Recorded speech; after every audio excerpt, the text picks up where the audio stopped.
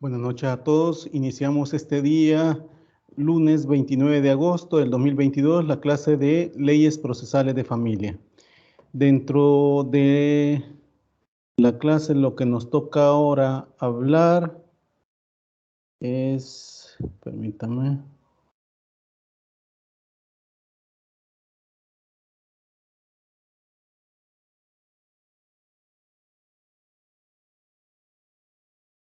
Bueno, vamos a ver sobre la jurisdicción y sobre los sujetos procesales.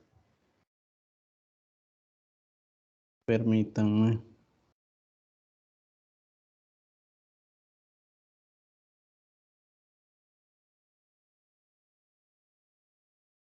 No sé si logran ver de los sujetos procesales. Sí, licenciado, ya Sí, se ve.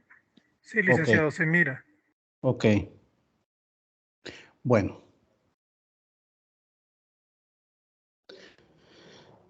Bueno, ante todo, déjenme decirles que he visto algunos trabajos que me han hecho, ¿verdad?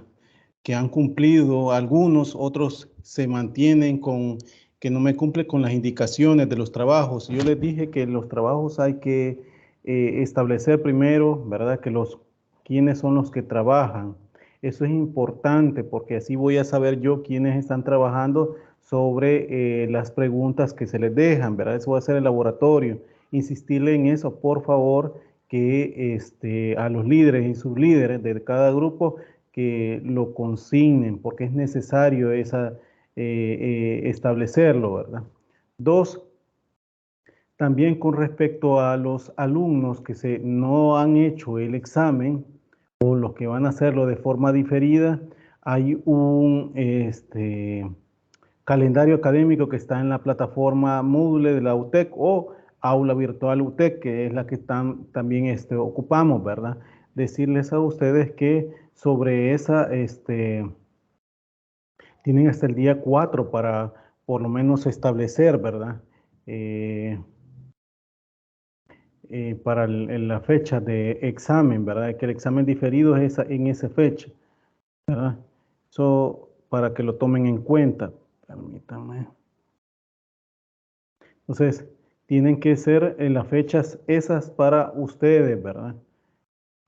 Por favorcito, los que van a hacerlo de esa forma también va a ser de forma oral, como lo hicieron los demás compañeros, ¿verdad? Les insisto, ¿verdad? Escuchen las clases realmente como se han dado. ¿Para qué? Para que respondan de manera correcta. Si ustedes responden de manera correcta, yo les voy a poner el 10, pero también si ustedes no responden, ¿verdad? Quiero que hagan conciencia ustedes también sobre lo que realmente se está haciendo sobre este curso, ¿verdad? Bueno, si no hay más preguntas, inicio sobre la materia, sobre la clase, perdón, de los sujetos procesales. Sí, dígame. A ver, aquí me parece. Muy buenas noches, Lick. Sofía. Fíjese, Pues, yo me inscribí en extraordinario y tuve un problema porque no me agregaban a las clases de Teams y hasta hoy me terminaron de agregar a las otras clases y quería saber si me puede ayudar agregándome a algún grupo de actividad. Por favor, Lick.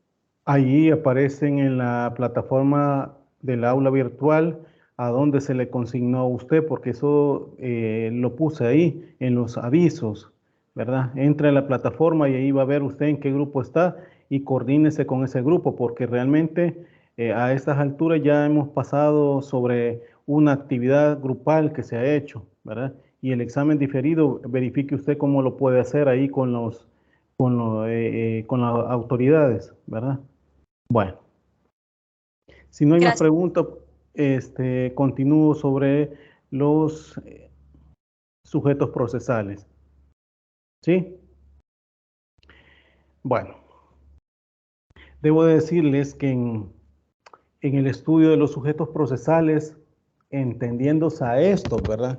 Como todos aquellos sujetos que intervienen dentro del proceso, o sea, las partes que integran propiamente el proceso, que configuran la relación jurídica procesal, ¿verdad? Y que determinan obviamente el objeto del proceso o el tema de decisión del mismo. Sobre esto, pues hablamos, ¿verdad?, de la figura del juez, el cual, según los principios que hemos visto, ¿verdad?, tiene un papel muchísimo digamos, más activo, ¿verdad?, en la resolución de las problemáticas ante que se han planteado, ¿verdad? Y en la oralidad, como vimos en los principios de oralidad y mediación, está obligado a abandonar el clásico papel pasivo que se ha desempeñado, y esto debiéndose involucrarse de lleno en la búsqueda real, de la verdad real como director del proceso. Eso en la práctica, ¿se acuerdan cuando estuvimos viendo el principio dispositivo, que era a partir que todo, antes de la entrada en vigencia de la Ley Procesal de Familia, Código de Familia, ¿verdad?, no se habían audiencia, y es más, en materia de familia fue el pionero, a pesar que, como les había dicho en clases anteriores, que en materia laboral ya se tenía a partir del año 1972 con una audiencia conciliatoria, pero en materia de familia a partir de octubre, 1 de octubre de 1994, empezó la oralidad y que después, posteriormente, con la entrada del nuevo Código Procesal Penal, ¿verdad?, y penal de esa época, años 98, ¿verdad?, también tuvieron un auge, un papel más activo del juez, ¿verdad? Y eso es lo que se buscaba. Sí, que tampoco familia se quedó en esa misma sintonía, ¿verdad? Es decir, de ser un papel pasivo de parte del juez que solo era firmante de documentos, y eso era la situación que venía a mejorar con la oralidad y la inmediación, principios propios que ya hemos visto en su momento con respecto a esta materia de procesal de familia, ¿verdad? Entonces, con esto pues analizaremos el papel de las partes y los terceros que deben desarrollar en el proceso, ¿verdad? Esto determinándose en ese sentido cuáles son sus derechos y deberes. Para culminar, pues se analiza el papel incluso del procurador, ¿verdad?, de familia, procurador de familia adscrito, que no son los defensores públicos de familia, no hay que confundirlo, ¿verdad?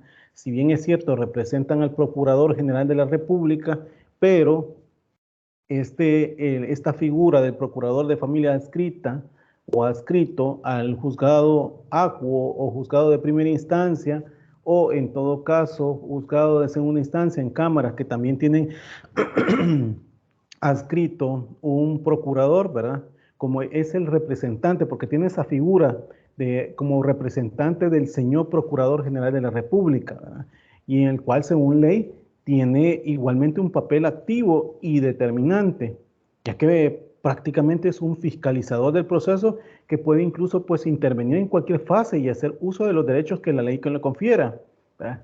Cuando hablo de fiscalizador, esto es lo que establece el artículo 19 y 20 de la Ley Procesal de Familia,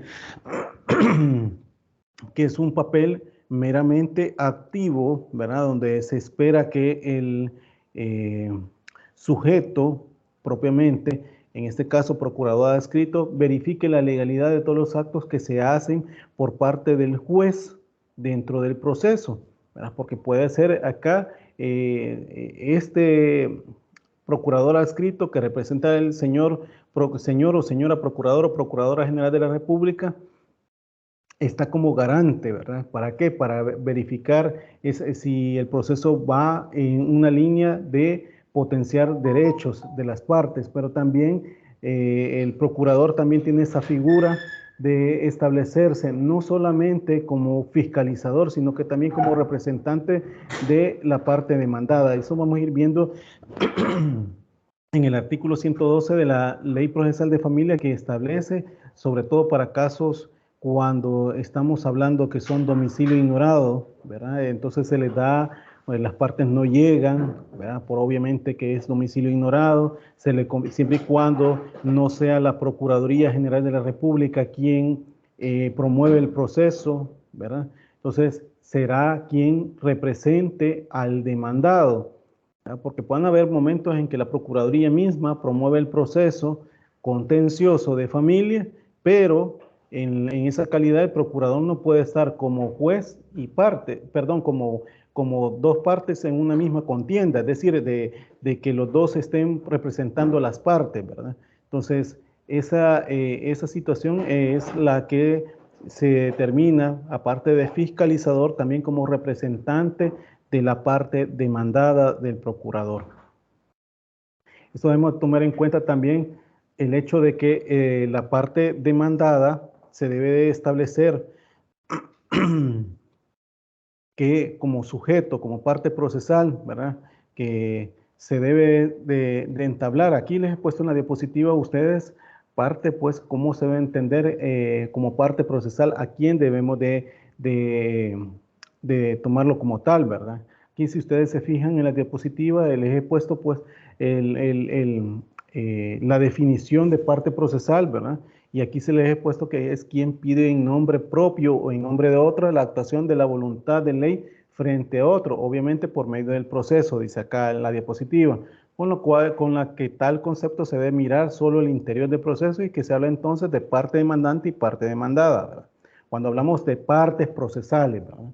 Porque en el contexto de un proceso contencioso siempre va a haber esa parte demandante y parte demandada, ¿verdad? En un proceso contencioso. Y por eso es que obviamente las partes, indistintamente como intervengan como de parte demandante o parte demandada, hacen peticiones en nombre de sus representados, en este caso los abogados, ¿verdad? Entonces, esto es a partir del concepto parte procesal, ¿verdad? Entonces, también debemos de ver que dentro de esas partes procesales están los sujetos de litigio o parte en sentido material y también los sujetos procesales o parte en sentido formal. Cuando hablamos materiales estamos hablando, y que también lo hace la definición, aunque el código, la ley procesal de familia no lo hace tan exhaustivo como lo puede hacer también en materia penal, ¿verdad? Pero las personas, los sujetos en litigio, partes en sentido material son la propia parte que promueve el proceso. En el caso de la parte actora, ¿verdad? O parte demandante, es quien lo promueve, ¿verdad? Y que se auxilia por medio de su abogado, ¿verdad? Esa sería la parte demandante o parte actora. La parte demandada es contra quien se interpone la demanda, que ese es otro, ¿verdad? Otra parte material, otro sujeto en litigio o parte material, ¿verdad? Ahora bien, el sujeto procesal o parte en sentido formal son sus abogados, quienes representan a esas partes materiales. Aquí en familia, recordemos que hasta para la aportación de prueba, por lo que establece el 44 de la Ley Procesal de Familia, ¿verdad? En los tiempos que se deben de presentar la prueba, acá no se debe de establecer, o al menos no da esos parámetros la ley, ¿verdad? Pero sí que debe para presentar prueba, tiene que ser en la demanda, por la parte actora, y la parte demandada en la contestación de la demanda. Esto lo establece tanto el 42, 44, ¿verdad? Y 46 de la Ley Procesal de Familia. Para el caso de la contestación de la demanda, debemos de entender que también esto es para casos, ¿verdad? Propios donde... Uy, ¿logran ver la diapositiva? ¿Logran ver la No, diapositiva? licenciado. No, licenciado. No se No, ve. licenciado. Se me cerró todo. Permítanme. ¿Y en este momento? Tampoco, licenciado. No estoy. Permítanme, vamos a ver.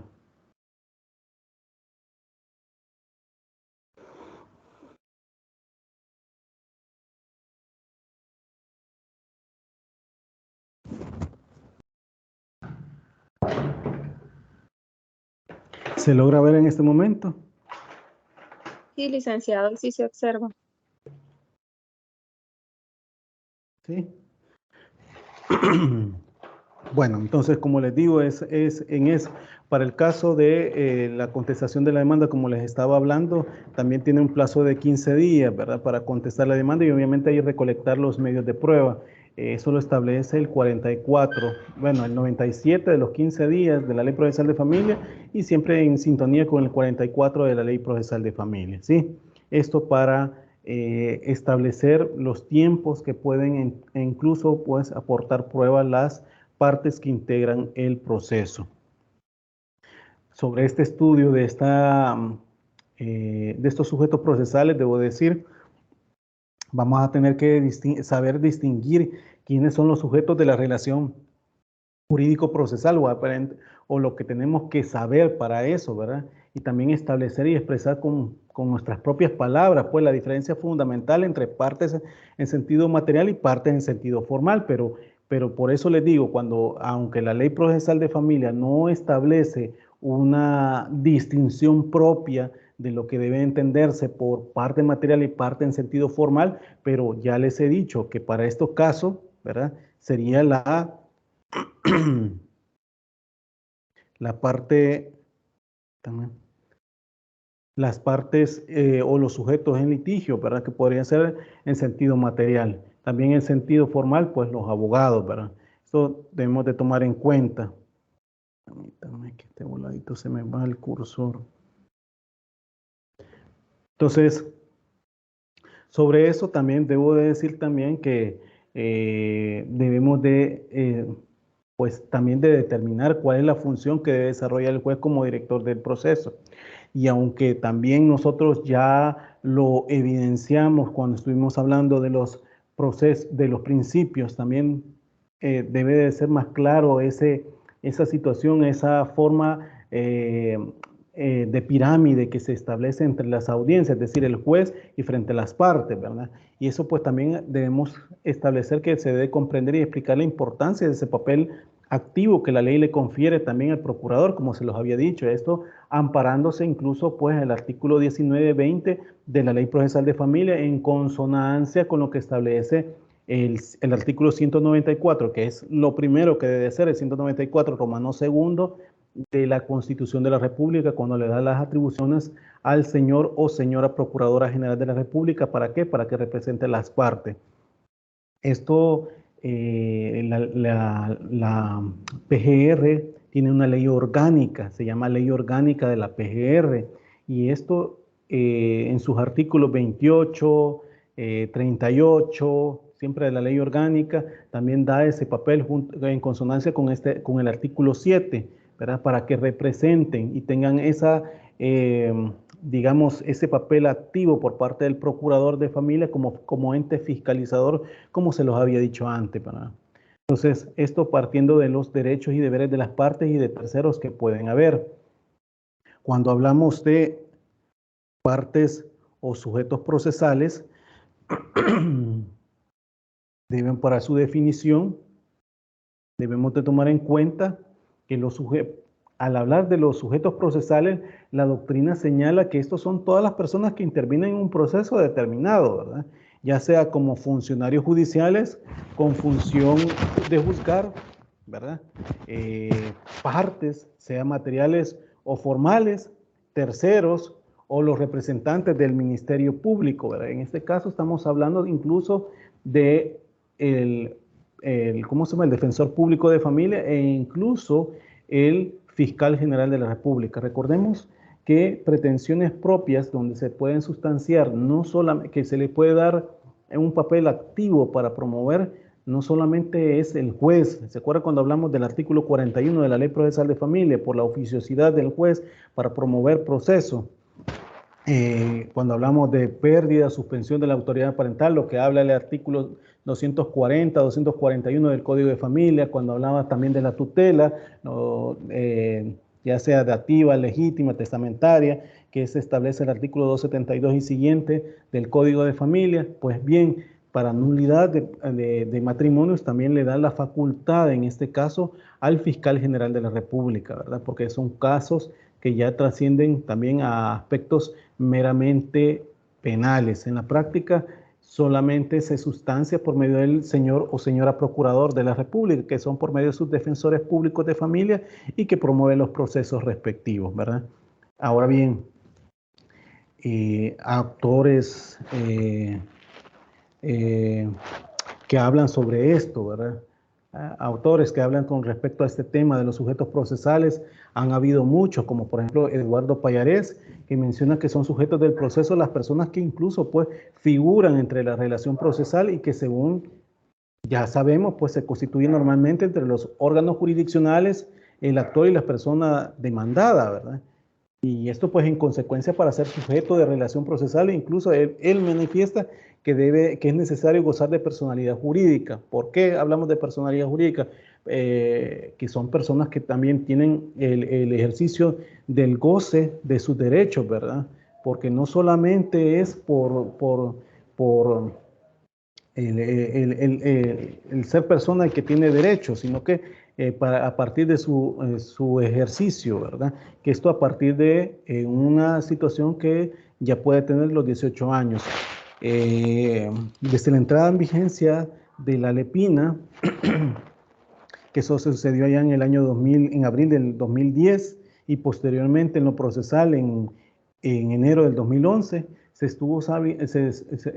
entraron en vigencia artículos que daban la potestad incluso de un papel activo por parte de adolescentes, sean adolescentes de sexo masculino o femenino, es decir, que puedan otorgar poder, porque les establecía una situación que podían ellos otorgar poder a partir de los 14 años, ¿verdad? Entonces, si bien es cierto el goce de sus derechos pueden hacer su edad, que puede ser, o sea, por solo ser el persona y a la vez por su edad que promover un proceso, ¿verdad? Pero ahora ya la facultad, lo dice el 218 del Código de la Lepina, perdón, establece que da la facultad al adolescente que pueda otorgar poderes para, en esos casos, pues para para algún abogado, ¿verdad? Este autor que he mencionado como con respecto a Eduardo Payarés, ¿verdad? También menciona que se establecen pues los terceros que se convierten en sujetos del proceso cuando intervienen en él o se dan llamado para intervenir en el órgano judicial. Estos terceros vamos a ir viendo los que pueden ser tercero coadyuvante o tercero excluyente. Vamos a ir viéndolo de una forma directa de cómo puede establecerse, ¿verdad? David Echandía también ha hablado con respecto a este tema de los sujetos procesales. Él menciona que los sujetos procesales se dan de la relación jurídico-procesal, que son las personas que intervienen en el proceso, y él lo engloba como funcionarios encargados de dirigirlo y de dirimirlo. Esto en caso pues de los jueces y magistrados, indistintamente en la instancia que se encuentre, o como parte pues sea como demandante, la persona demandada, el tercero coadyuvante o tercero excluyente, ¿verdad? El Ministerio Público, indistintamente sea Fiscalía General de la República, Procuraduría General de la República. Y también menciona que el juez representa únicamente el interés del Estado o de la sociedad en la realización de las normas de la justicia, ¿verdad? También menciona David Echandía, ¿verdad? Que las partes, en cambio, obran impulsadas por su propio interés, por un motivo especial que pudiese determinarse, ¿verdad?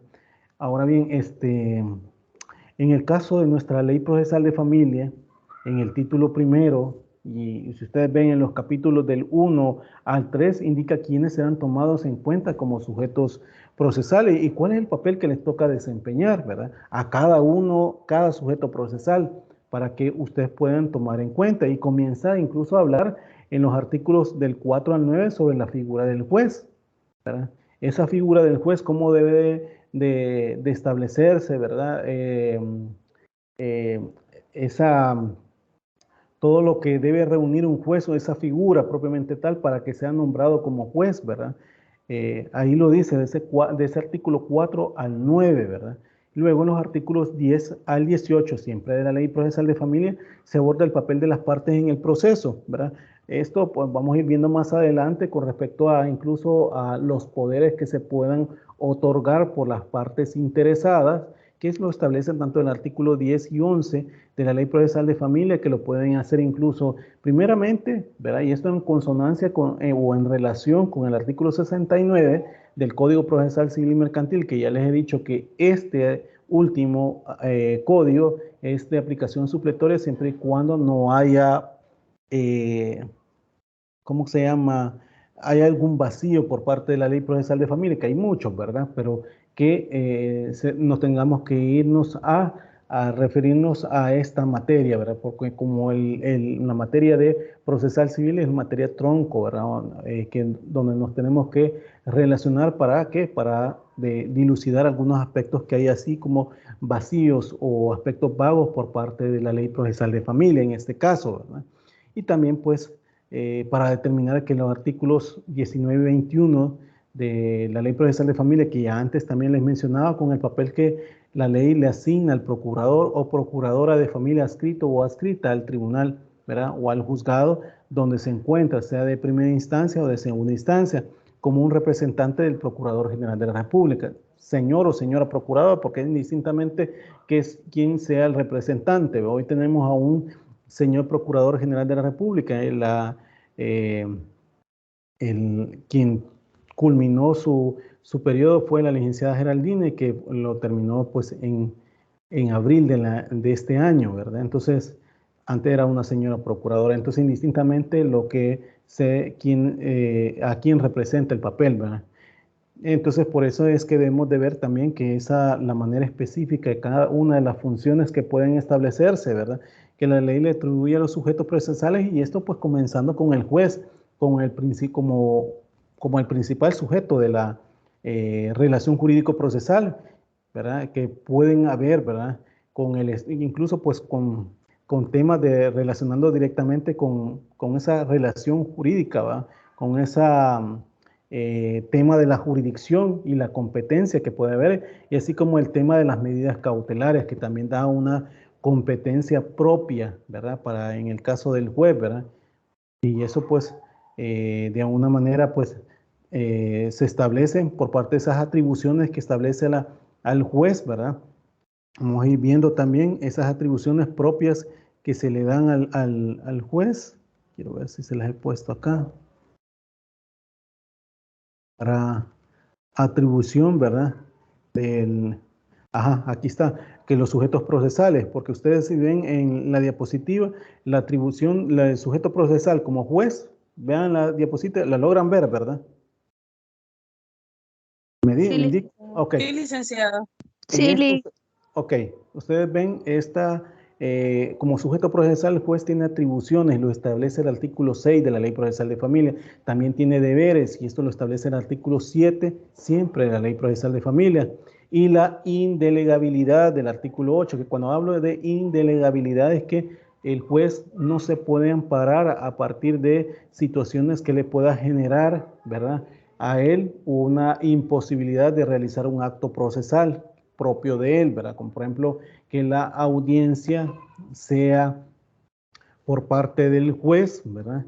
Que tenga que celebrarla, no la va a delegar al secretario, no la va a delegar al colaborador judicial, al miembro del equipo multidisciplinario, ¿verdad? Sino que la va a tener que ser solamente él. Incluso, bueno, estuvimos viendo también en el laboratorio, ¿verdad? Con respecto a la escucha de los niños, niñas y adolescentes, ¿verdad?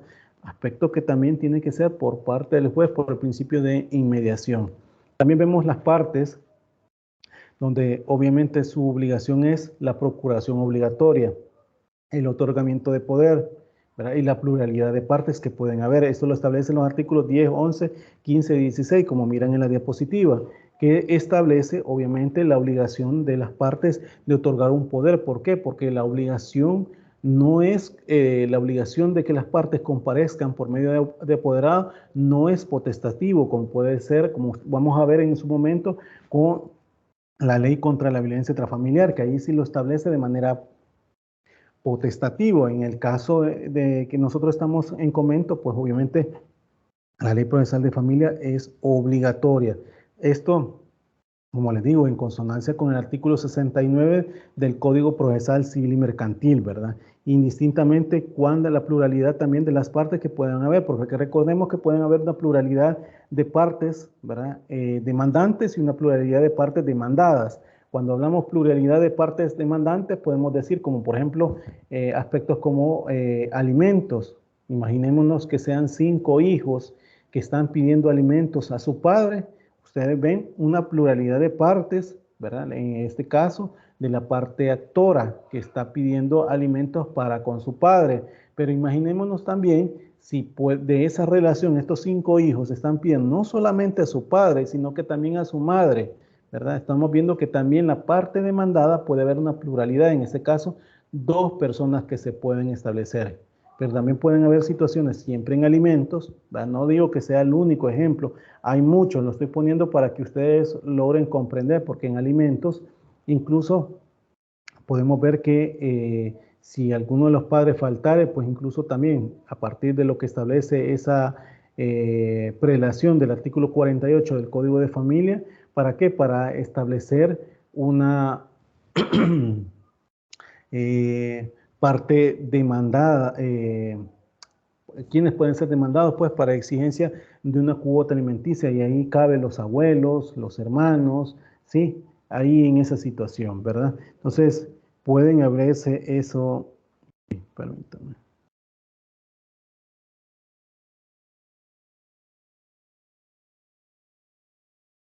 Bueno, entonces, de aquí logran ver la diapositiva. Sí, licenciada. Ok, entonces cuando estamos hablando sobre esto, de de las partes, también debemos de tomar en cuenta que hay supuestos también, no solamente de clasificación, ¿verdad? De parte procesal, ¿verdad? Aquí también podemos incluso,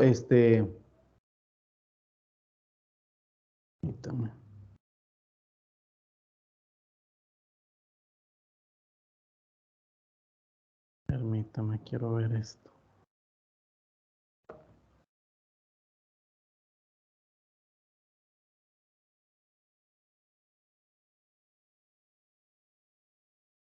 Trabado. Si van en algún momento dado que yo de lo que puedo estar preguntándole no se me va a diapositiva y todo, díganmelo por favor, porque hay veces esta computadora hay veces me va generando, no sé si será parte de Teams, ¿verdad? Pero puede ser que no tenga la diapositiva, bueno, y esto para que ustedes tengan, ¿verdad? Ese, ¿cómo decirles? De lo que estamos hablando, que vamos a ir viéndolo, ¿verdad? O sea, es decir, que ustedes no se les vaya escapando, ¿verdad? Permítanme. Bueno.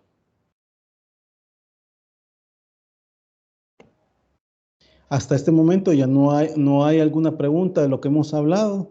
Esto amparándose a lo que hemos hablado de los sujetos procesales, del juez, de las partes técnicas, del procurador de familia adscrito. Otra cosa que se me había escapado decirles también es que cuando hablamos también de el procurador adscrito, también tiene un papel que puede precisamente incluso a poner recursos, ¿verdad? Porque tiene esa situación de poner recursos ante quién, ¿verdad? Ante las instancias pertinentes, ya sea recursos de revocatoria, ya sea de recursos de apelación. ¿Por qué? Por situaciones, aunque no represente a la parte demandada, porque podemos decir que si no representa una de las partes, no puede perfectamente estar interponiendo recursos, pero la ley no hace esa distinción.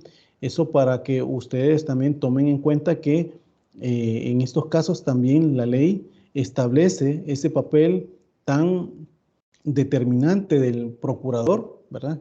Que puede perfectamente establecerlo, ¿verdad? Que él como sujeto procesal puede perfectamente promover, ya sea cualquier recurso, cualquier acto, pedir, ¿verdad? Que se le haga incluso para notificaciones, porque hubo un tiempo en materia de familia, se decía que incluso el auto que hacía las prevenciones, ya sea la solicitud o ¿cómo que se llama? O proceso, esas no se le debían de notificar al procurador. ¿Por qué? Porque decía que no era irrelevante, que solo las partes le pudiese ser, ¿verdad? En esos casos, ¿verdad? Entonces, y pues obviamente la ley en ese artículo 154 de la Ley Procesal de Familia habla que perfectamente tiene que interponer o sea, tiene esa facultad para interponer recursos, ¿verdad? Porque se le tiene también incluso que notificar para interponerlo. Entonces, él perfectamente puede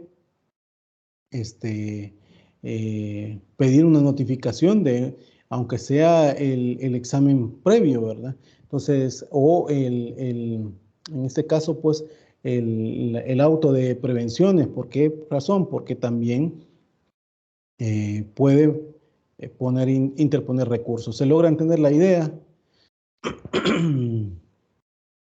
¿Se logra entender la idea? Sí, Ok. Entonces, para eso es en este caso, pues, la parte pues, del Procurador General de la República. Hola.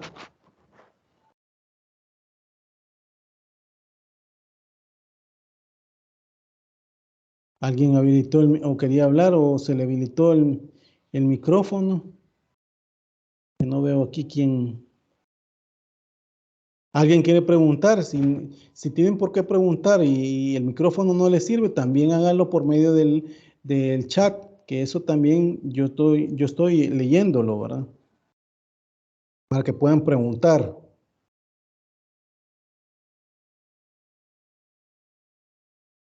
¿No?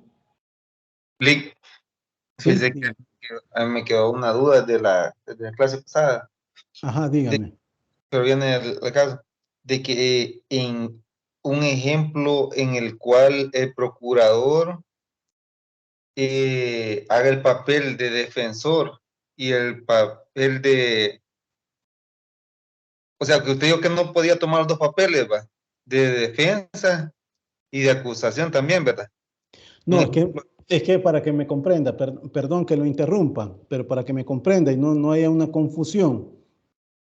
Cuando hablo de un papel, ¿verdad? Que no puede ser parte demandante ni parte demandada, me refiero a esa relación procesal. Es decir, recordemos que en todo proceso contencioso de familia hay una parte demandante o parte actora y parte demandada, ¿verdad? La obligación o la procuración obligatoria que se establece por parte de la Ley Procesal de Familia en el artículo 10 y 11, ¿verdad? Establece que las partes materiales deben de ser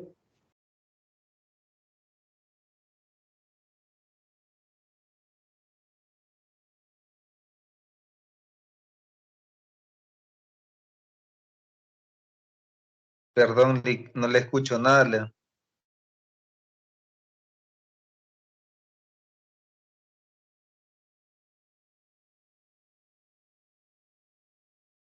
No se le escucha nada.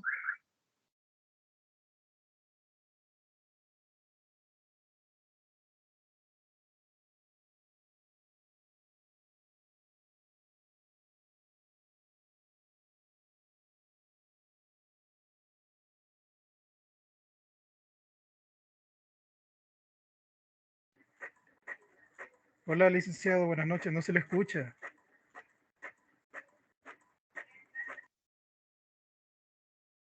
creo que se salió porque creo que tiene problemas con el Inter. Sí, no, ya no se escucha, compañeros.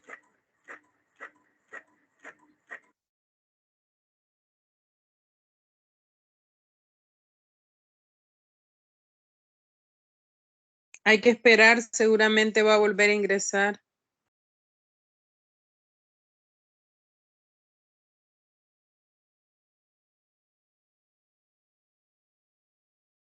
hola, no sé qué estará pasando con esto, que no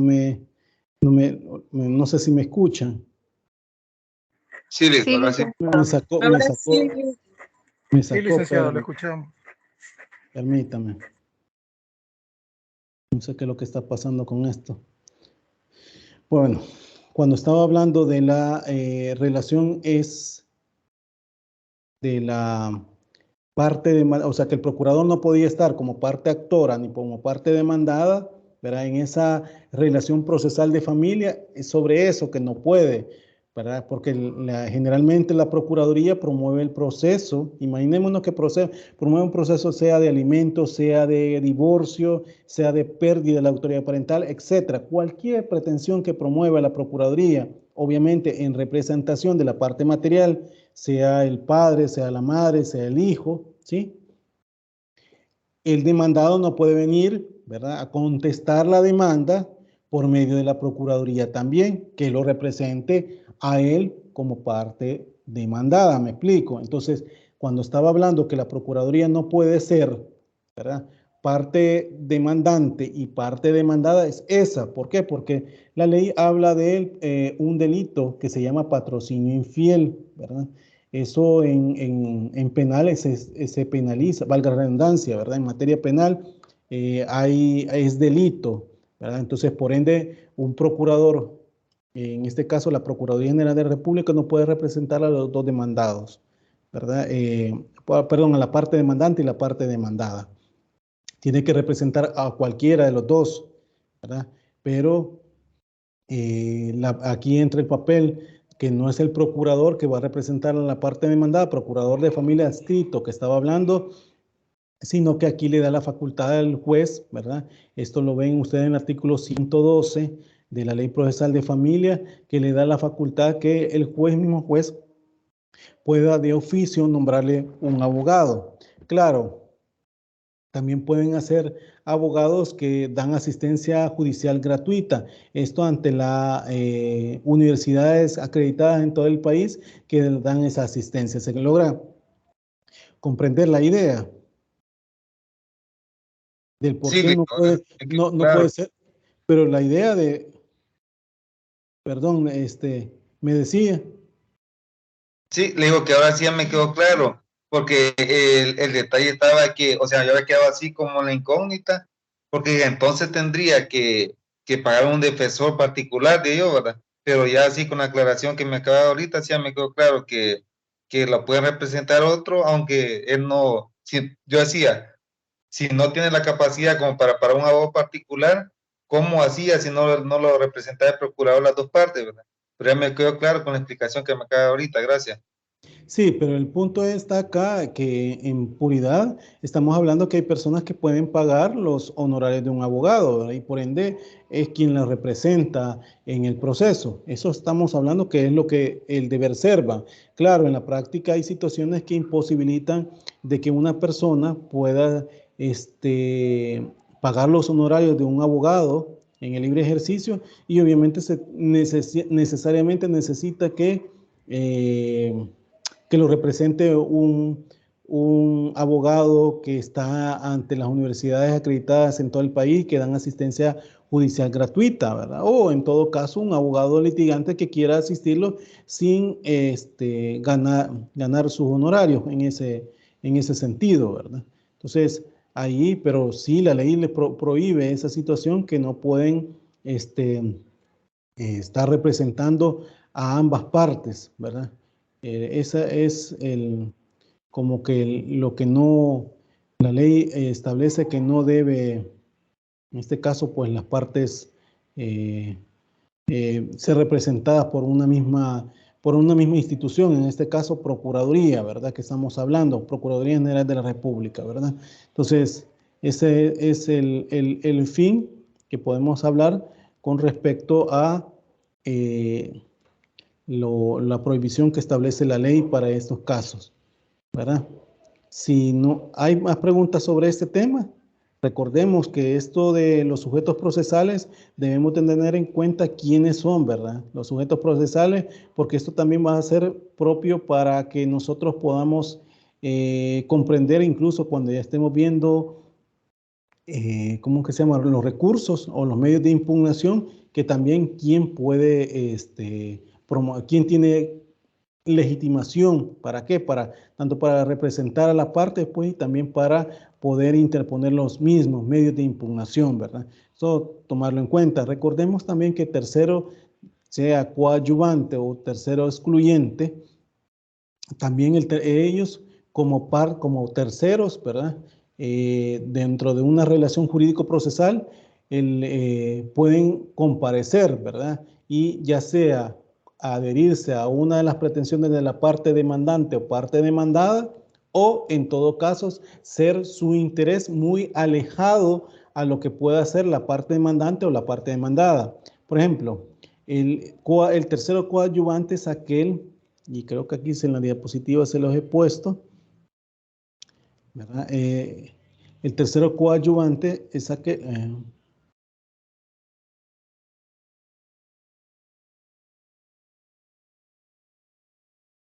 no lo puse, quiero ver si se los puse a ustedes acá. Bueno, no se los he puesto acá. Pero el tercero coadyuvante es aquel tercero que llega a incluirse dentro de esta relación jurídico-procesal, pero lleva un interés, ya sea para adherirse a la parte actora o para adherirse a la parte demandada, ¿sí? Es decir, su interés es que ya se aplican, ya para que se pueda, que el mismo interés que tenga la parte demandante puede hacer este tercero coadyuvarse a él. Por ejemplo, el ejemplo que les puedo poner en las uniones no matrimoniales. Las uniones no matrimoniales, conforme al 124 del Código de Familia, establece que quien promueve o quien tiene interés para que sea declarada la convivencia es el conviviente, sea la mujer o sea el hombre, ¿verdad? Porque partimos del hecho de que las convivencias se solicitan de personas, ¿verdad?, que sean contrarias, es decir, hombre y mujer, ¿verdad?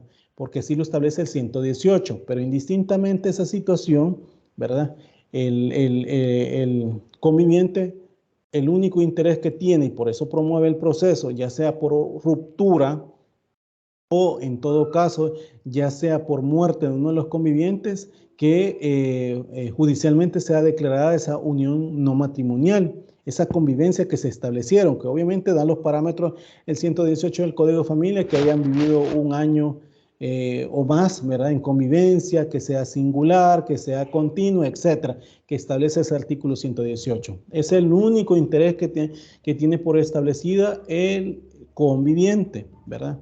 Ahora bien, si ustedes leen el artículo 124, siempre del Código de Familia, donde habla el contenido de la sentencia, que puede haber dentro de estas declaratorias judiciales de paternidad, ahí ven ustedes que también pueden hacer, el hijo puede tener interés. ¿Por qué? Porque si en el matrimonio hay la presunción legal del hijo, ¿verdad?, que nació dentro del matrimonio, que se presume que es hijo del el esposo, en el matrimonio me refiero, pues lo mismo sucede en las convivencias. Si se logra determinar esa convivencia que estuvo de un año, y en ese año nació uno de los hijos dentro de esa convivencia y no ha sido reconocido por el padre, perfectamente dentro de esas diligencias pueden ser solicitadas que sea declarada, pues obviamente su filiación paterna de esta criatura que nació dentro de esa convivencia. ¿Sí me explico? Entonces, el hijo no le interesa que sus padres sean declaradas la convivencia de sus padres, ¿verdad? Le interesa que sea reconocida su filiación paterna, ¿me explico? Pero obviamente para eso tienen que demostrar el tiempo de su convivencia. Entonces, acá, como el tercero coadyuvante coadyuva a cualquiera de las partes, entonces aquí el hijo obviamente va a coadyuvar a demostrar esa convivencia por parte de su madre, por ejemplo, en el ejemplo que pongamos, ¿verdad?, que su madre que demuestre su convivencia. ¿Por qué? Porque también a él se le va a poner la filiación paterna. Eso es en el caso de tercero coadyuvante. En el caso de tercero excluyente es diferente y su misma palabra lo establece, el tercero excluyente. El tercero excluyente es aquel que no tiene ningún interés por ninguna de las partes, ni sea para coadyuvarse en cualquiera de ellos, ¿verdad?, incluirse pues a cualquiera de ellos, sino que no le interesa. En estos casos podemos ver como por ejemplo en el caso de las protección de la vivienda familiar, que establece el artículo 46 el Código de Familia. Ese artículo 46 del Código de Familia habla de la protección que se debe establecer a una vivienda. Protección, obviamente, sacarla del tráfico jurídico, ¿verdad? Que no sea vendido, que sea declarado que era convivencia del hogar, etcétera. Pues entonces, en esa situación de esa convivencia, perdón, esa convivencia sea conviviente o sea cónyuge en ese hogar establecido, ¿verdad? Generalmente por ejemplo, una familia para obtener una vivienda no siempre tiene el dinero, ¿verdad? La mayoría de veces, pues, se tiene que apoyar en instituciones financieras, llámese bancos, llámese cooperativas, etcétera, ¿va? Toda institución financiera que le pueda otorgar créditos a esta persona, ¿verdad? ¿Para qué? Para tener su hogar, para tener su vivienda. En ese sentido, pues, si imagínense que quien agarró el crédito al final, a partir de esa situación, que lo excluyeron del hogar por problemas que tuvieron, ya no decidió pagar la casa, y como no la decidió pagar la casa, el banco pues inició el ejecutivo en vista de que no se ha pagado el crédito, y él al nomás que no se paga el crédito, pues lo único que sigue un ejecutivo, ¿para qué? Para subastar el inmueble y pagarse su crédito, ¿verdad? Y el mueble lo remata, pues, o sea, lo que quiere es recuperar el dinero que ha invertido sobre X personas, ¿sí? Entonces, y si este bien tiene el gravamen de protección a la vivienda familiar que establece el 46, entonces acá podemos decir que el tercero, que en este caso tercero excluyente, que sería el banco o institución financiera cualquiera, cooperativas, etcétera, ¿verdad? No le interesa la relación de sus cónyuges, de los cónyuges, no le interesa esa relación si se decreta una sentencia favorable o desfavorable en el divorcio, si se establece el cuidado personal de los hijos. A él lo único que le interesa es que el gravamen de protección de la vivienda familiar sea quitado del inmueble. ¿Para qué? Para cobrar su crédito que otorgó, ¿verdad? Entonces ahí ven ustedes el ejemplo en el caso de terceros coadyuvantes y terceros excluyentes. ¿Se logra entender lo que estoy explicando? ¿Se logra entender? Sí, Sí, Okay. licenciado. Esto es, recordemos que también esto es a partir de situaciones que son ejemplos, ¿verdad? Esto puede venir incluso en los exámenes, ¿verdad? Espero que también ustedes lo logren, pues, responder, ¿verdad? Y que puedan establecer, ¿verdad? A partir de lo que estoy hablando, ¿verdad? Como tercero, ¿verdad? Dentro del proceso de familia, que también pueden haber estos ejemplos de partes, ¿verdad? Que pues obviamente puedan tener un interés en la causa, no tal vez un interés que se puedan establecer a partir de alguna de las partes, sino que un interés lejano, ¿verdad? Por lo que les digo, el tercero coadyuvante puede ser establecido por algún interés que sea coadyuva a alguna de las partes, o en todo caso sea excluyente, no le interesa ninguna de esa situación, ¿verdad? Para establecerlo. Bueno, entonces, también debo de decirles que en el caso del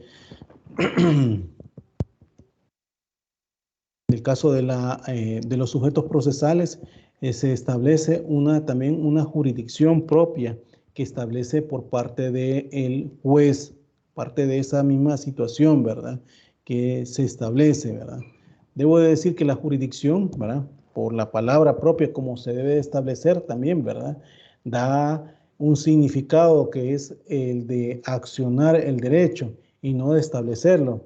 Recordemos que es una función específica de los jueces, que incluso pues denota los alcances y límites del poder que pueden establecer, pues, ya sea de juzgar, ya sea por razón de la materia, ya sea por razón del territorio. Eso lo vamos a ir viendo incluso hasta los incidentes, ¿verdad? Pero se tiene en cuenta que cada órgano jurisdiccional no puede ejercitar su función juzgadora, sino que dentro de un espacio determinado y del fuero que se esté asignado, ¿verdad? En ese sentido, autores como Eduardo Pallarés indican, esto pues incluso pues citando a otros, ¿verdad? Como Navarro, que han mencionado incluso que la jurisdicción que puede establecer pues es la potestad que se hayan revestido de los jueces para administrar justicia. En esta misma sintonía, Vescovi ha ido pues que la jurisdicción es una función estatal y que incluso pues va destinada a dirimir los conflictos individuales e imponer el derecho. En el caso de Jaime Azula Camacho, ha señalado que la jurisdicción puede definirse pues en su sentido propio, como así, como la soberanía del Estado, porque ejercida por conducto de una de sus ramas y que pueden establecerse, ¿verdad?, destinadas a la administración de justicia con el fin de satisfacer intereses generales y en particular aplicar el derecho material o sustancial a un caso concreto. Esto para irlo determinando, permítame, quiero ver. Lick, tengo Sí. una preguntita. Sí, dígame. ¿A qué nos referimos cuando decimos accionar derecho y no establecerlo? Y un ejemplo en derecho de familia, por favor. Accionar el derecho.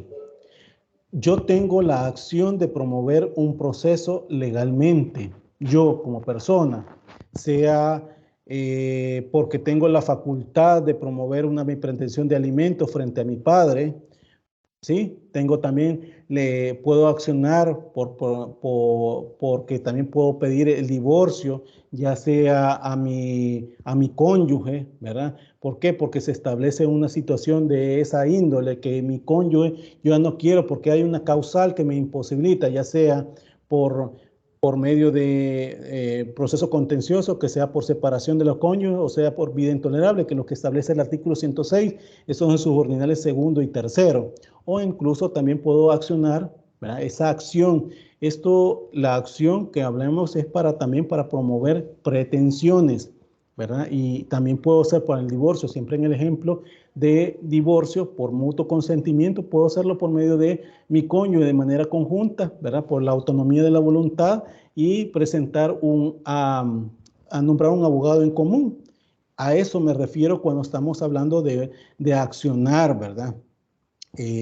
La pretensión, ¿verdad? Dentro de los procesos se acciona. ¿Y cuándo se acciona? Cuando realmente nosotros promovemos procesos. ¿Y cuando promovemos procesos? Cuando presentamos pretensiones, cuando hacemos una narración precisa de los hechos, cuando aportamos pruebas, ¿verdad? Eso es el inicio del proceso. Esto lo vamos a ir viendo más adelante con respecto a los requisitos que deben de reunir la demanda, y eso a partir del artículo 42 de la Ley Procesal de Familia, que establece una posibilidad de que deben de reunir requisitos propios. Esto cuando son procesos, ¿verdad?, que establece el 42, pero si no son procesos, habla la ley que también se pueden ir a diligencias de jurisdicción voluntaria, y esto siempre y cuando cumpliendo los requisitos que establece el 42 en consonancia con el artículo 184, ¿verdad?, de la Ley Procesal de Familia. Claro, ahí habla que deben de hacerse situaciones que cuando son diligencias no se establece que haya un demandado, simplemente se establece, debe delegar el derecho. Y cuando hablamos del derecho, estamos alegando también una acción por parte de la persona interesada, y cuando estamos hablando de esa acción es por medio de la promoción de pretensiones. ¿Se logra entender? Y en cuanto a establecer lo que... ¿Perdón? Es que usted mencionó accionar y también mencionó establecerlo.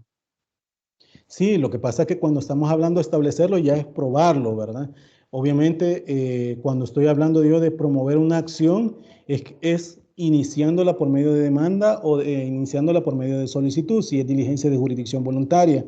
Pero claro, ahí no termina, ya sea proceso o diligencia. Tiene que haber un trámite específico para cada uno de los dos supuestos, es decir, como proceso o como diligencia. Y esto culmina con ¿cuál? Con el dictado de una sentencia. Entonces ahí se establece cuál o se comprueba por medio de la pretensión que yo alegué y obviamente el material material probatorio que yo establezco. O sea, que yo le presento al juez y que le demuestro al juez para que mi pretensión sea demostrada pues, y declarada indistintamente de lo que yo pido, porque por ejemplo en el caso del divorcio, o sea, el juez declara o decreta el divorcio, ¿verdad? En el caso de alimento, el juez condena a la persona que se le alega o se le solicita alimentos, etcétera. A eso me refiero. ¿Se comprende, Edwin Alvarado? Sí, Lick, gracias. Ok, no hay más preguntas. ¿No hay más preguntas con respecto a lo que estoy hablando? Debo decir también, ¿verdad? Siempre en la jurisdicción, viéndonos más allá por lo de los sujetos procesales que habíamos pasado y sobre todo por el caso del juez, ¿verdad? Hay otros autores, ¿verdad? Como se establece, bueno, no sé si logran ver la diapositiva, todo esto, ¿qué? Puse la de la jurisdicción. Ahorita no, Lick, Puse la de la no se ve jurisdicción. nada ahorita. No, no se ve nada, licenciado. Ok. Por favor, vayan diciéndome por qué. Yo creo que se los voy poniendo ahí, ¿verdad? Hoy sí. Ok. Bueno, cuando hablo de esta jurisdicción, ¿verdad? Como ven en esta diapositiva, cuando se establece qué es la jurisdicción, ¿verdad? Aquí se los he definido, ¿verdad? Como el poder de administrar justicia conferido a uno de los órganos del Estado, como lo es el órgano judicial.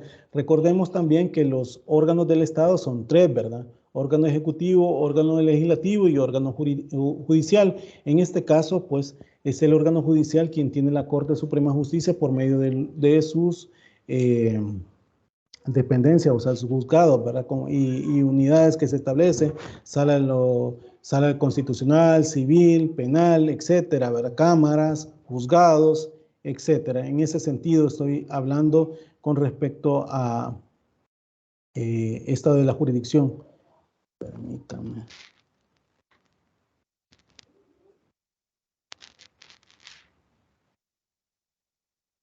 Hola, hola, ¿me escuchan? Sí, le escuchamos. Sí, Ok.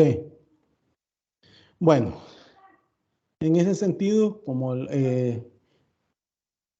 estoy diciendo acá, ¿verdad? Como otros autores, como Cipriano Gómez Lara, que también menciona que la jurisdicción es una función soberana del Estado, lo menciona de esa forma, y esto pues realizada a través de una serie de actos que están proyectados o encaminados a la solución de un litigio o controversia mediante la aplicación de una ley general, pues, y a ese caso concreto controvertido para solucionarlo o dirimirlo. Así lo menciona él para el caso de la jurisdicción, ¿verdad? En ese sentido, ¿verdad? Por el hecho de que cada competencia se establece por cada uno de los juzgados, ¿verdad?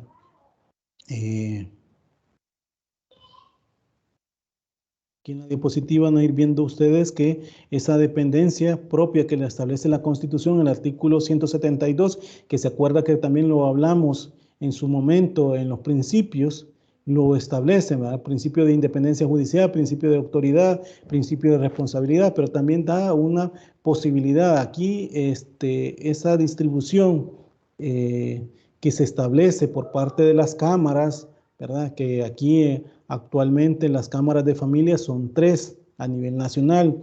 Cámara de familia de la sección del centro, que es con sede judicial en San Salvador. Cámara de familia de la sección de Oriente, con sede en San Miguel.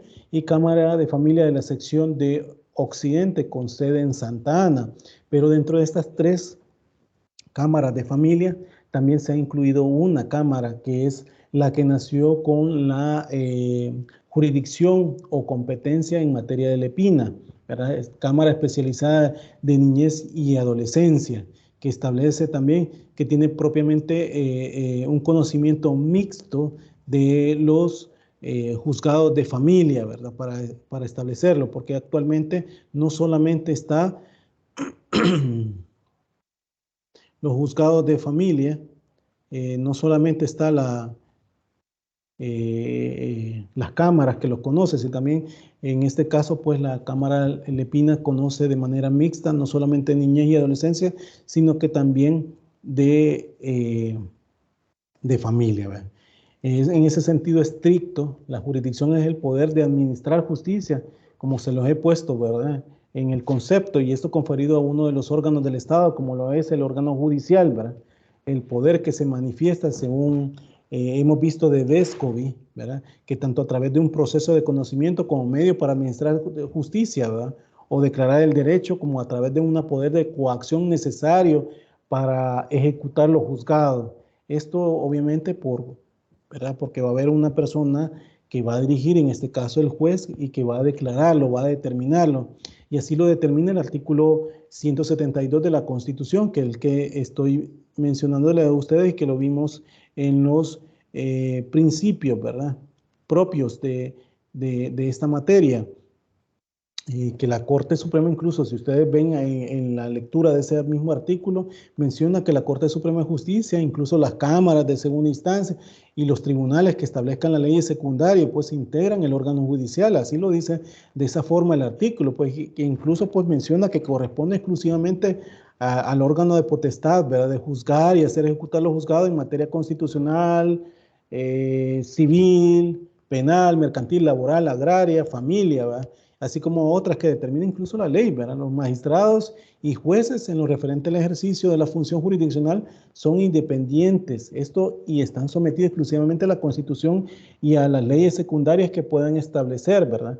Pero la disposición legal que estoy mencionando, como este artículo 172, recoge los elementos, ¿verdad?, que haciendo ver que efectivamente la jurisdicción en sentido estricto está confiada al órgano jurisdiccional, y solo en ese órgano, a través de sus distintas ramas, el encargado de administrar justicia, que implica una doble función: juzgar los conflictos suscitados entre los particulares o entre los particulares y el Estado, y ejecutar los juzgados, ¿verdad? Eso es lo que se busca. Y de igual manera, ¿verdad?, en dicha disposición incluso pues hace derivar tres principios fundamentales, ¿verdad?, que ya lo hemos hablado en su momento.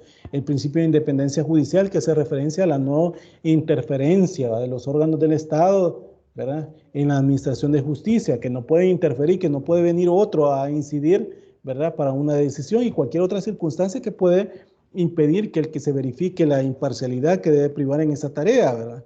También podemos decir, en el caso del principio de autoridad, que hace referencia a que la potestad de administrar justicia va invívita, ¿verdad?, o la facultad coercitiva del Estado, pues que es de garantizar el efecto cumplimiento de los actos, ¿verdad?, que ordene, y haciendo ejecutar los juzgados, ¿verdad? Y el principio de responsabilidad, que incluso va orientada a la responsabilidad civil, penal, ¿verdad?, y disciplinaria que se haya sujeto al órgano jurisdiccional, ¿verdad?, representado en sus jueces y magistrados en el ejercicio de la función de administrar justicia. Para el caso de los juzgados de familia, debo de decir, ¿verdad?, que yo aquí se los he puesto para así por cada competencia de las cámaras, ¿verdad?, para no ser tan redundante, pero esto en sí los juzgados lo que establecen cada uno de las competencias, ¿verdad?, propias. Licenciado, disculpe, quería hacerle una pregunta. Sí, Estas diapositivas ya están en el aula. claro, ya están en el aula. Sí, yo lo he puesto ¿cómo que se llama? En la aula móvil de la UTEC o aula virtual. Eso lo pongo cada semana. Y ahí están las dos diapositivas ya, ¿verdad?, de lo que estamos hablando. Esta semana toca hablar de los sujetos procesales y de la jurisdicción, ¿verdad? Eso estoy hablando para esta clase y para la siguiente también, el día miércoles, que vamos a hablar sobre este tema. Antes de que se me olvide, que se me había escapado, con respecto a los exámenes diferidos, me estoy saliendo de una cosa por otra, pero para que no se me olvide, ¿verdad? Tienen hasta, las personas que no lo han hecho, tienen hasta el 4 de septiembre, si no me equivoco, que ¿para qué? Para tramitarlo, porque hay que tramitarlo ante las autoridades de la universidad. Eso ante todo. Perdonen, bueno. ¿Quién me estaba preguntando? ¿Quién estaba preguntando de las diapositivas?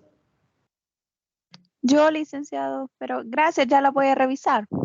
Sí, ahí están para Para, que corrobore, ¿verdad? Damaris Cruz, pero... Ok, sí, Lic, ahorita voy a revisar. ok. Bueno, no sé si hay preguntas. Esto para que vamos a ir dilucidando sobre el tema. ¿No hay preguntas? Debo de decir también que en el derecho de familia, ¿verdad?, constituye una de las áreas de derecho que incluso que mayor desarrollo y evolución ha experimentado. El avance científico ha traído incluso importantes cambios en materia de filiación, ¿verdad?, y en lo referente al concepto de estructura de las familias, porque eso ha habido un avance sobre ello, ¿verdad? Porque, bueno, vamos a ir viendo que incluso para poder tener hijos hay un avance, ¿verdad?, en la forma de poder concebir, etcétera, que aquí en nuestro país no han sido tan desarrolladas, pero lo hay, ¿verdad?, a nivel mundial, ¿verdad?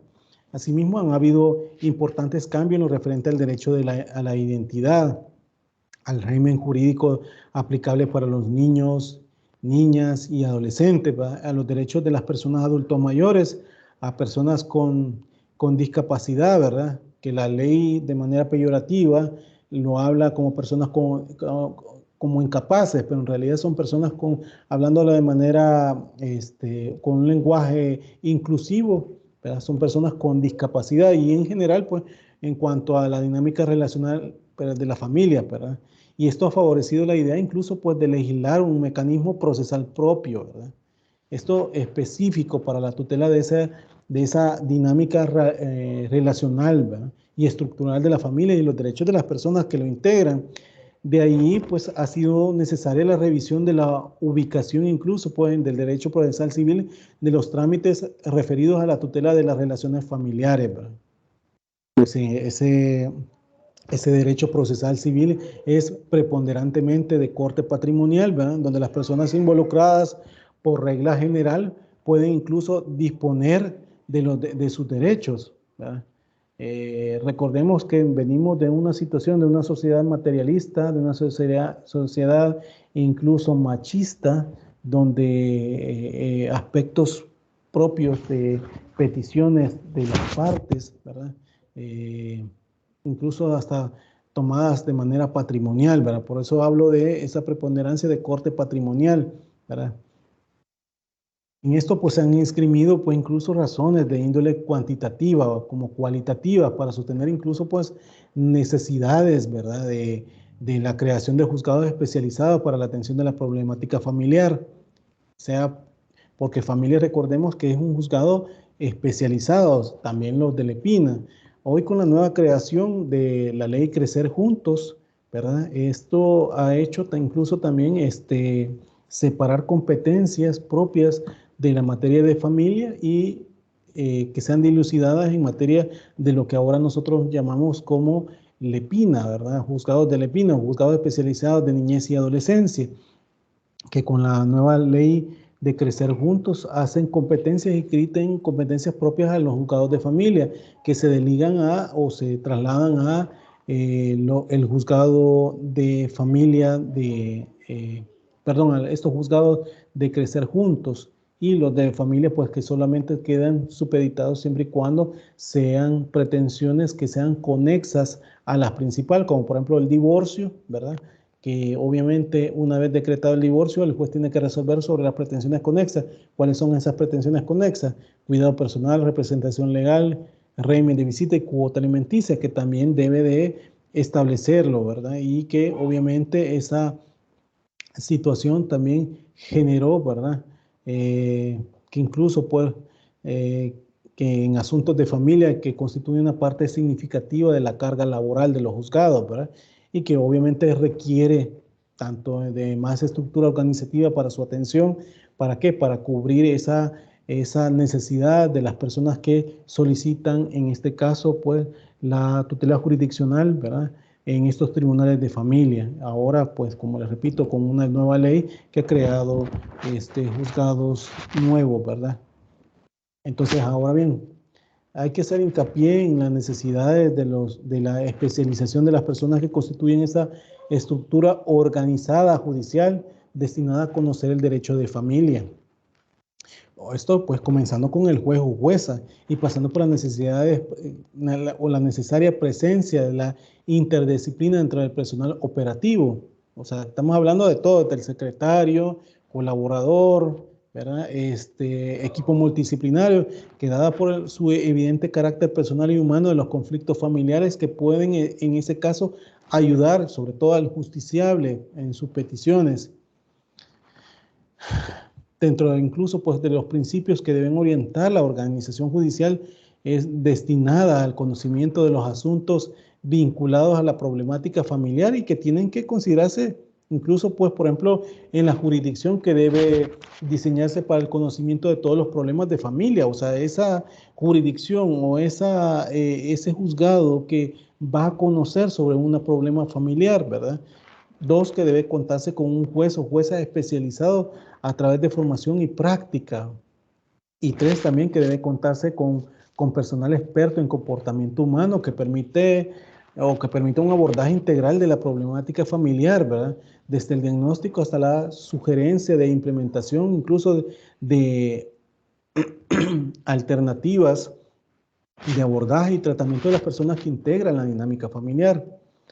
Debo decir que en lo referente al derecho de familia, en El Salvador, a partir del decreto legislativo que se estableció, ¿verdad?, en 1994, cuando se crea una normativa especializada en materia de familia, la cual consecuentemente trae aparejada la necesidad de crear nuevos juzgados para aplicar la misma.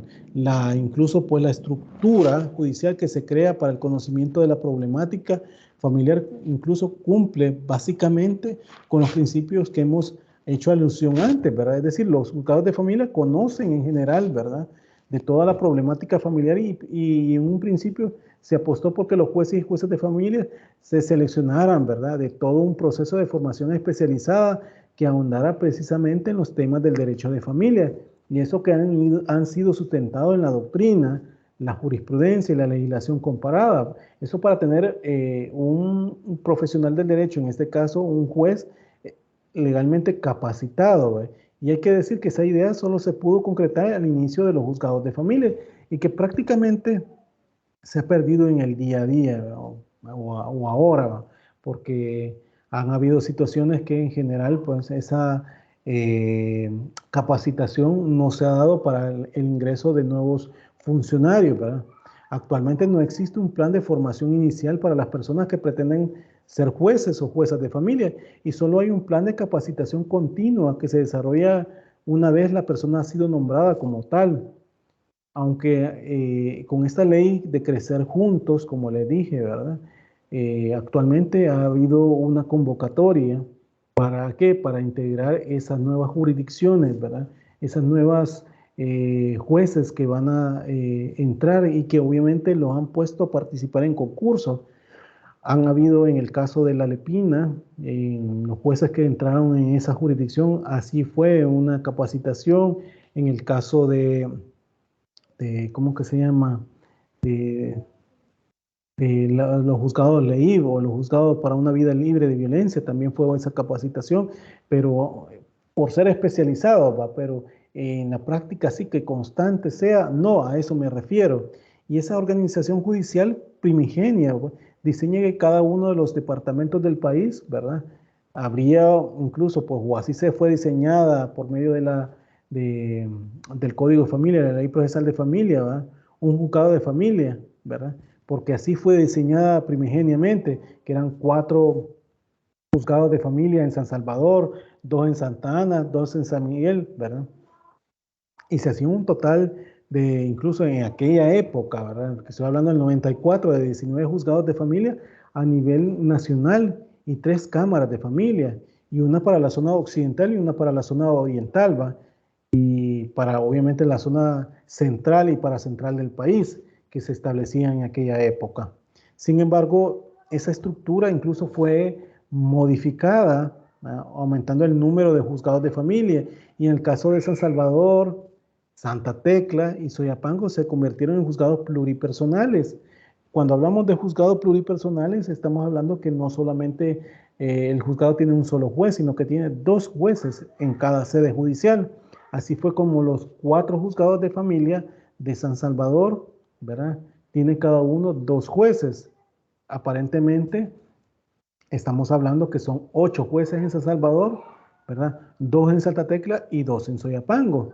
Y que obviamente por esa pluripersonal, por la carga de trabajo que había, era necesario hacerlo de esa forma.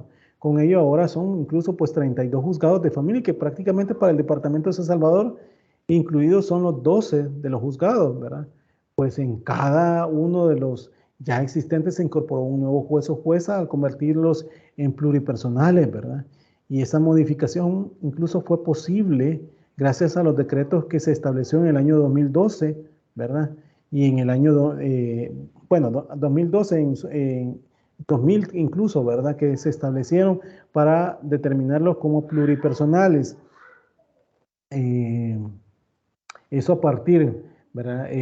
Con la entrada en vigencia incluso del decreto legislativo que también fue decretado a partir del el año pasado, en el 2021, 2020 y 2021, porque fue un seguimiento, ¿verdad? Fueron incluso a partir de esos 32 juzgados, se incorporaron 3 juzgados más. ¿Y cuáles son esos 3 juzgados más?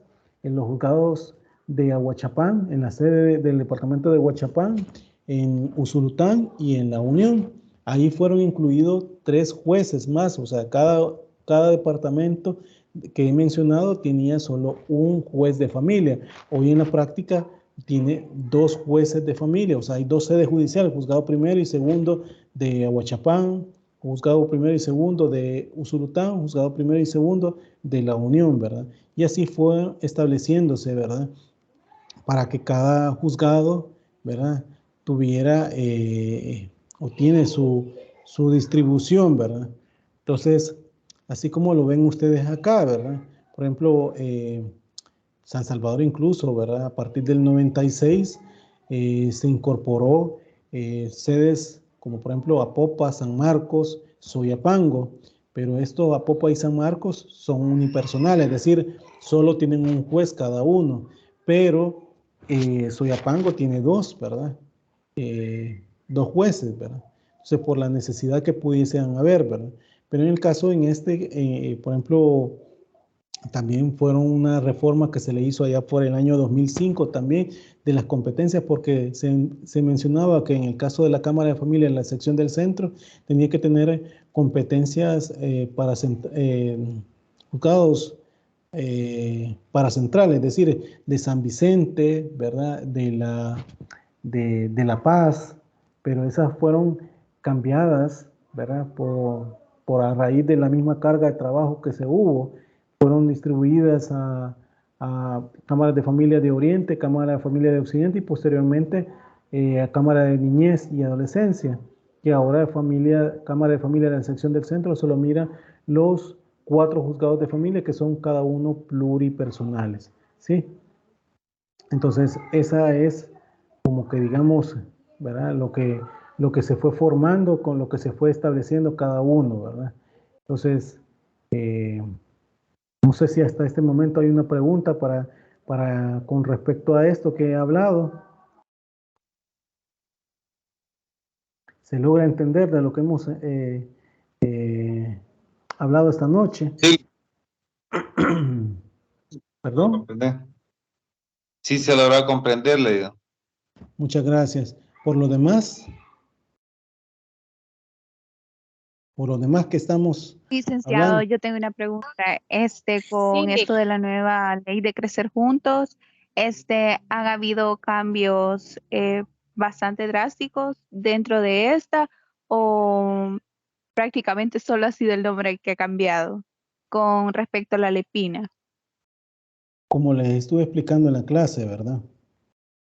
Hay competencias de los juzgados de familia que pasan de juzgados de familia a juzgados de Lepina. Lo que ahora conocemos nosotros como juzgados de Lepina, ¿verdad? esos van a ser los juzgados de Crecer Juntos, de esa ley Crecer Juntos, ¿verdad? Ellos van a ser, obviamente van a haber más sedes judiciales creadas en departamentos, por ejemplo, en San Miguel, Santa Ana, San Salvador, ¿verdad? Van a ser más sedes judiciales y el hecho es que la competencia, sobre todo niñez y adolescencia, era prácticamente situaciones de derechos de protección, lo que antes se llamaba los 351 del Código de Familia, que es decir, solo para protección de niñez y adolescencia, es decir, por algún maltrato, alguna vulneración del derecho. En la práctica ahora se quiere tener todo aspecto que concierne el cuidado personal de un niño, régimen de visita, cuota alimenticia, va a ser sustanciado si son pretensiones autónomas, por decirlo así, en esos juzgados, porque si son conexas, como en el caso de divorcio, ¿verdad? Que en el divorcio, una vez decretada por el juez el divorcio, tiene que resolver sobre las pretensiones conexas. ¿Cuáles son esas? Cuidado personal, régimen de visita y cuota alimenticia. Entonces, ahí el juzgado de familia siempre lo va a conocer, pero por lo demás, no. Entonces, todo aspectos de tutela que tienen que ver de niñez y adolescencia, diligencias de jurisdicción voluntaria, derechos que los niños tengan que conocérseles, ¿verdad? Lo van a conocer estos nuevos juzgados que lo ha creado esta ley de Crecer Juntos. ¿Se logra comprender, señorita Cruz, Damaris Cruz? Sí, gracias. O sea, el cambio sustancial, por decirlo así, si es que ha habido, ¿verdad?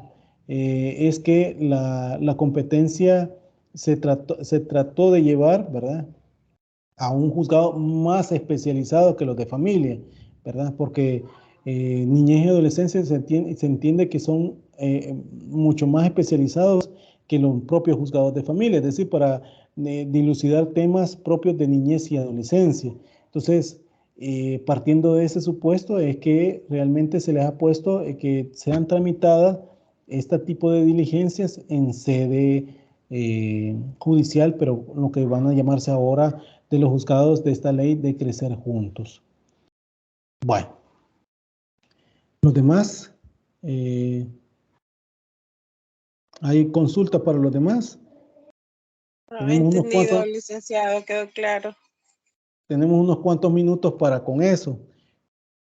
Miren, ustedes tienen la libertad de estarme preguntando. Acá tenemos aquí sí nos podemos equivocar. Buenas noches. Aquí tenemos la cuestión para equivocarnos, ¿verdad? Pero ya ustedes saben que las evaluaciones no. Sí, ¿quién hablaba? Licenciado Onidia Gómez, solo tengo una consulta. Cuando nos explicaban lo de las tercerías, sí, de que hay terceros interesados, unos se excluyen y otros, digamos, hacen parte del proceso. Coadyuvante. ¿Eso quién lo determina? Ajá, coadyuvante. ¿Eso quién lo determina? ¿El que solicita o es el juez el que dice cuando esta persona se acerca, mire usted si puede coadyuvar el proceso o mire usted queda excluido? Vaya, mire, para integrar el proceso, ¿verdad? Yo les había dicho los artículos 15 a 19 de la Ley Procesal de Familia, 15 a 18 de la Ley Procesal de Familia, donde habla de los litisconsorcios. Es el juez, obviamente, que tiene que integrar en el momento que se presenta una demanda. Claro que eso no obsta porque una de las partes pueda perfectamente mencionar, imaginémonos que yo promueva un proceso de cuidado personal, por decir el caso, ¿verdad?, de mis hijos y lo promueva, pero en realidad yo estoy, imaginémonos, fuera del país, que es el común que se da en nuestra sociedad, que los padres están fuera del país y se auxilian por sus abuelos, ¿verdad?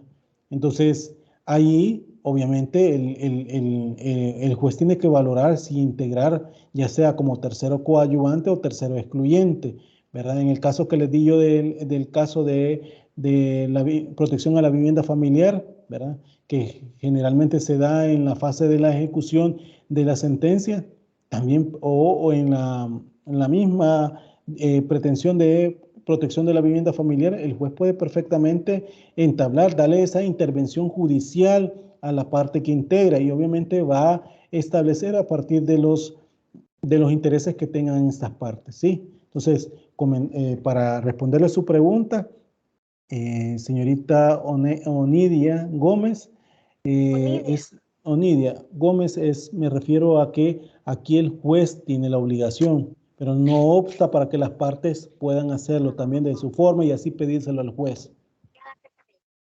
¿Sí? ¿Se logra comprender?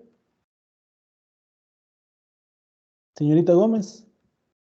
Ok, perfecto. Ok. Sí, gracias, licenciado. Ok.